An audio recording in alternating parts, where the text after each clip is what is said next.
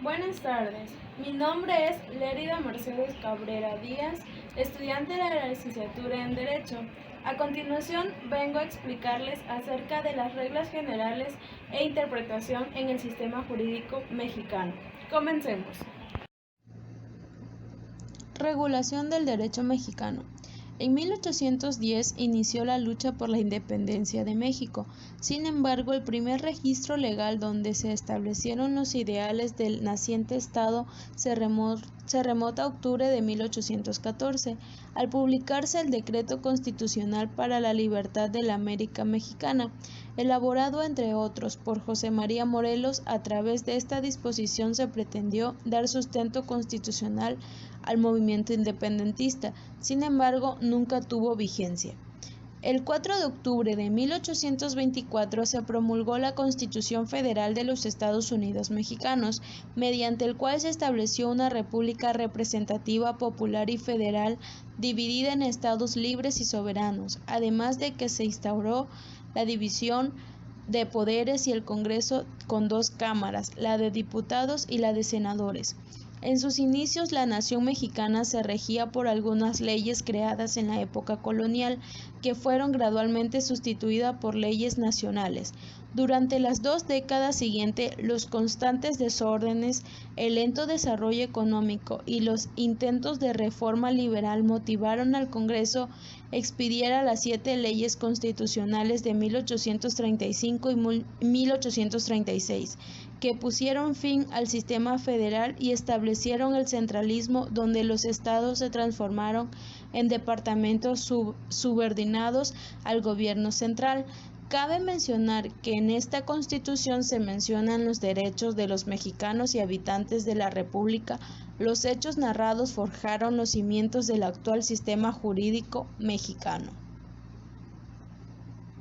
El derecho mexicano que actualmente conocemos están regulados por 5 fuentes formales del derecho, el cual lo voy a explicar a continuación.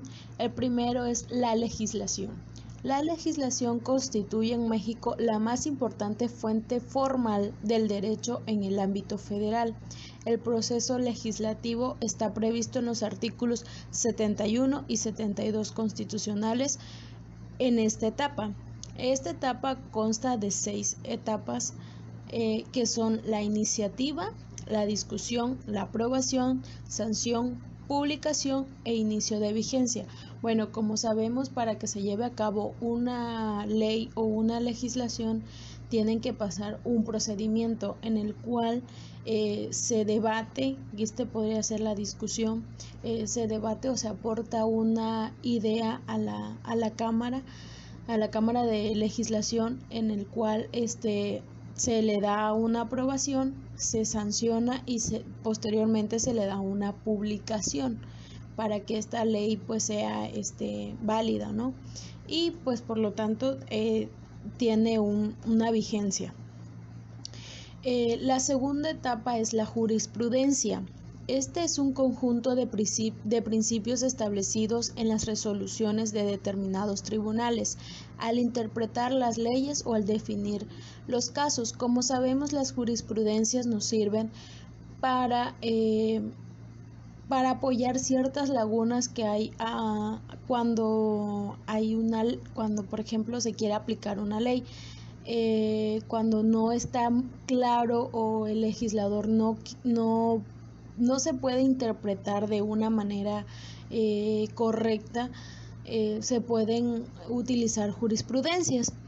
La tercera es la costumbre. Bueno, ¿qué es la costumbre?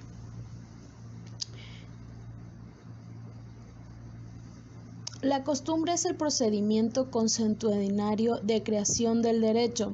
Se trata de normas jurídicas no escritas, impuestas por el uso, es decir, a través de la reiteración constante de una conducta de los hombres.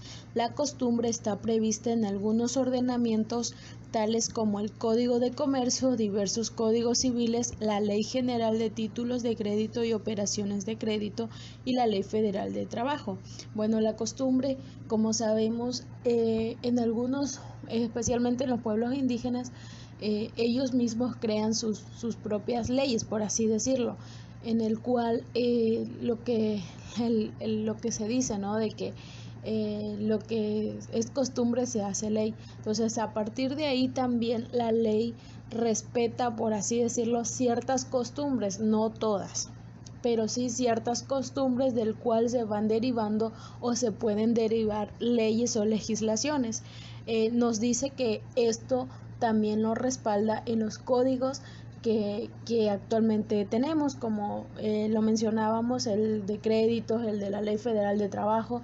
Entonces, podemos encontrar que la costumbre dentro de nuestra legislación también es una ley que nos rige actualmente en México. Entonces, la cuarta es normas individualizadas que crean para aplicarse. Estas normas pues son las que conocemos, ¿no? Las que nos rigen, las que actualmente tenemos. Voy a leer la definición. Dice, se crean para aplicarse en forma individual a una persona o grupo de personas claramente definidos. Entre ellas podemos mencionar las sentencias judiciales, los contratos, las resoluciones administrativas y los testamentos. Pueden ser creadas inclusive por particulares, como por ejemplo los contratos. Sin embargo, en este caso solo obliga a quienes expresamente lo aceptan. Entonces, las normas es una obligación, es un derecho que nos da la ley a través de, como bien sabemos, todo se deriva de la Constitución. Entonces, cuando hablamos de forma individualizada, de normas individualizadas, es decir, lo que se establece en la legislación, como menciona aquí los contratos, ¿ok? ¿Cómo puedo cómo te obligas, ¿no? Aceptando el contrato, firmando el contrato. Al momento que tú firmas un contrato te estás obligando a cumplir con ello, y si no lo cumples, desde luego vas a tener una sanción. Entonces, de esa manera las normas individualizadas nos rigen o rigen al derecho mexicano actualmente. Principios generales del derecho. Esa es la última. Son verdades jurídicas notorias, indiscutibles, de carácter general, creada mediante procedimiento jurídico filosófica. Constituye una fuente supletoria de la ley que permite a los juzgadores resolver las controversias frente a las lagunas o omisiones de esta. Entonces, dentro del derecho mexicano existen principios generales del derecho. Esto es decir, principios que tal vez no estén establecidos como tal en la norma, pero sí que pueden evitar que al momento de que se haga una sentencia no se juzgue mal. Entonces, también no se pueden violar ciertos principios dentro del derecho. Entonces, de acuerdo a esas 5 etapas que encontramos, es que el derecho mexicano pues está regulado como lo conocemos actualmente. Entonces, solo para aclarar, encontramos que es la legislación, la jurisprudencia, la costumbre, normas individualizadas y por último encontramos principios generales del derecho. Ahora bien, hablaremos de la interpretación e integración en el sistema jurídico mexicano. Interpretar en términos generales es captar o aprender el significado de una expresión. En este sentido, la interpretación tiene por objeto conocer lo que quiere decir un signo o un grupo de signos determinados, ya sean estos gramaticales. Por tanto, la interpretación se agota en el conocimiento de aquello que expresa el signo.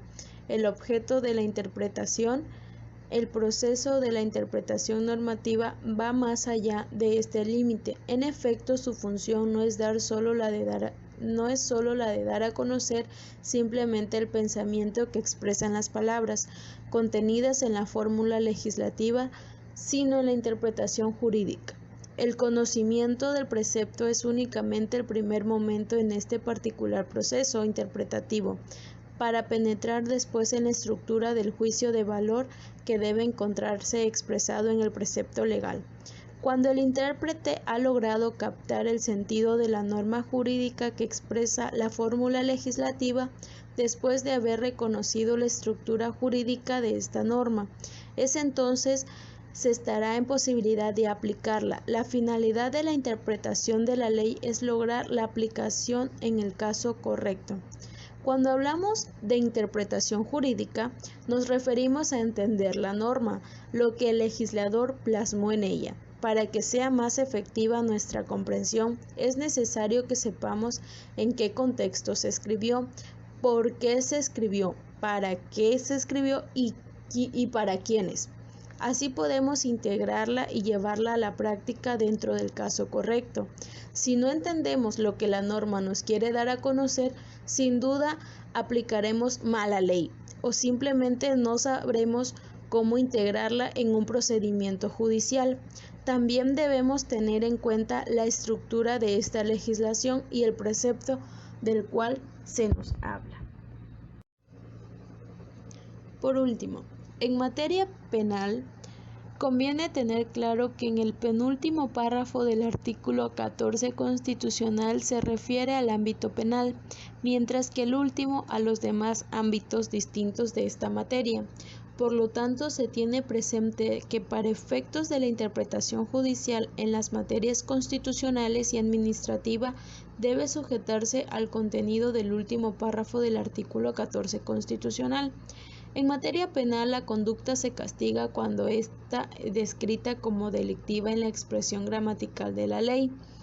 Por lo tanto, en este ámbito se descartan métodos interpretativos comúnmente aceptados en otras materias, cuya técnica jurídica permite cubrir con diversos recursos metodológicos los espacios de lagunas que deja la ley, pero que no puede ni debe dejar de contemplarse el derecho. Cuando se habla de la interpretación y aplicación de la norma dentro del derecho penal, esta se fundamenta principalmente en el artículo 14 constitucional, el cual nos menciona en su penúltimo párrafo que los juicios de orden criminal queda prohibido imponer por simple analogía y aún por mayoría de razón pena alguna que no esté decretada por una ley exactamente aplicable al delito de que se trate. Esto es decir, que se aplicará solamente lo que se establezca en la ley. No quedará a criterios generales ni del juez la resolución de una condena, sino que se cumplirá lo que está estipulado en la legislación. En caso de que se hubiera una laguna de una ley dentro de un acto criminal, este no debe ser sentenciado si no lo estipula la ley.